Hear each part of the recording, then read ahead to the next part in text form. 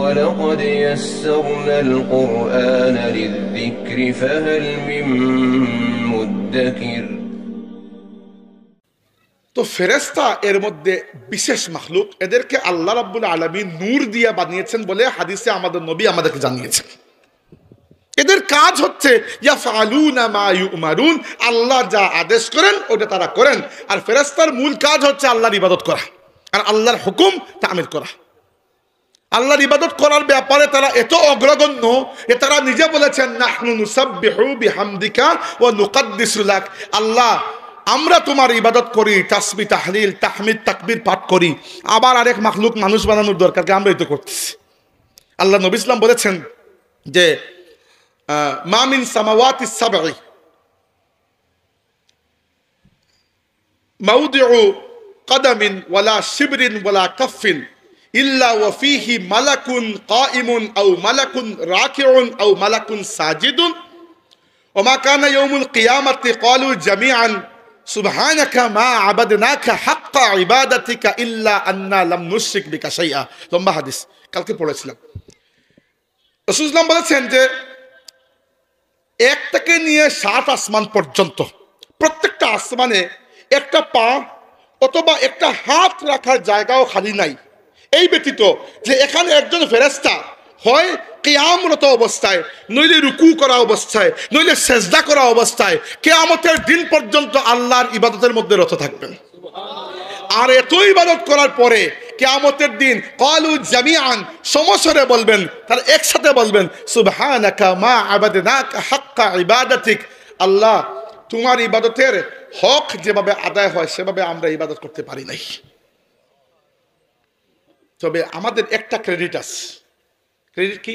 ইল্লা আন্না লাম নুশরিক বিকা শাইআ, ক্রেডিট একটাই, আল্লাহ যা কিছু ইবাদত করেছি তোমার করেছি, তুমি ছাড়া কারো ইবাদত করি নাই আমরা। মানুষ বলেন, ফেরেশতা বলেন, জিন্নাত বলেন, অন্যান্য মাখলুক বলেন, আমাদের সবার সম্মিলিত ইবাদতে আল্লাহ রাব্বুল আলামিনের মুলুকিয়াতের মধ্যে এতটুকু প্রবৃদ্ধি হবে না, আর আমরা যদি না করি এতটুকু ক্ষতি হবে না। এখানে আমাদের সবচেয়ে বড় শান হচ্ছে আমরা প্রকৃত আসল মালিকের ইবাদত করি। আমাদের ইবাদত ভাঙ্গাচোরা হতে পারে, ফেরেশতাদের ইবাদত এর থেকে বেশি, তবুও কারো ইবাদত আল্লাহর ইবাদতের হক আদায় করতে পারবে না। শুধু এতটুকু ক্রেডিট আল্লাহ, তুমি ছাড়া কখনো কাউকে সেজদা করি নাই। এবং এইটা এত বড় ক্রেডিট, আপনি মাঝে মধ্যে ফুলতলিতে যদি যান খানেকায় দেখবেন বড় সাহেব প্রায় একটা দোয়া করেন, আল্লাহুম্মা ইয়া দাইমাল ইজ্জি ওয়াল বাকা ইয়া জাল জালালি ওয়াল জুদি ওয়াল আতা ইয়া আল্লাহু ইয়া রহমানু ইয়া রহিম আসআলুকা বিহাক্কি ইয়াকা না'বুদু ওয়া ইয়াকা নাস্তাঈন, আসআলুকা বিহাক্কি ইয়াকা না'বুদু ওয়া ইয়াকা নাস্তাঈন। আল্লাহ আমি তোমার কাছে এই অধিকার, এই দাবি নিয়ে চাচ্ছি যে তুমি ছাড়া কারো কাছে কখনো কিছু চাই নাই। এটা অনেক বড় দাবি। আমরা যে আল্লাহর সাথে শিরক করি নাই, এটা এত বড় দাবি। আল্লাহর হাবিব মেরাজ থেকে আসার পরে বলেছেন, মেরাজের একটা উপহার হচ্ছে আল্লাহ আমাকে বলে দিয়েছেন, হে আমার নবী, আপনার উম্মত যদি আল্লাহর সাথে শিরিক না করে বাকি যত গুনাহ করে আমার কাছে আসুক, আমি আল্লাহ তাকে মাফ করে দেব। তার মানে এই নয় যে আমরা আজ থেকে গিয়ে কোমরে কাপড় বেঁধে গুনাহ করা শুরু করবো। এটা হচ্ছে আল্লাহর নবী বুঝিয়েছেন শিরকের নোটোরিয়াস একটা সিচুয়েশন, যে শিরকে কখনো আল্লাহ মাফ করেন না।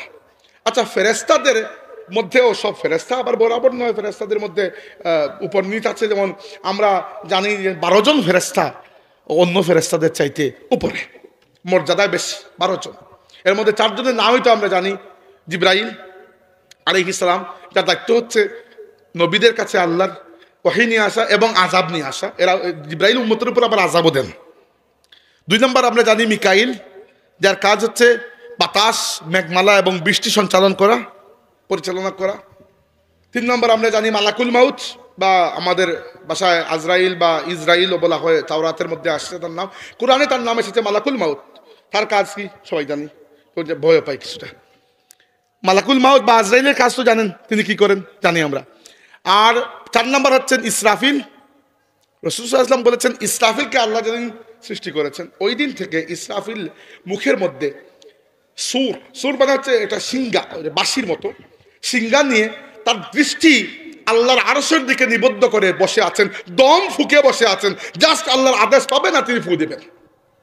ونفخ في الصور فصعق من في السماوات ومن في الأرض إلا من شاء الله ثم نفخ فيه أخرى فإذا هم قيام ينظرون। তো এই চারজন আর আরো 8 জন ফেরেশতা হামিলুন আল আরশির রহমান, আল্লাহর আরশকে যারা বহন করেন, এদের মর্যাদা অন্য সবার চাইতে বেশি। তো ফেরেশতাদের ব্যাপারে আপনার ঈমান আনতে হবে, কারণ এদের উপর ঈমানের মাধ্যমে ওহীর উপর আপনার ঈমান তৈরি হয়।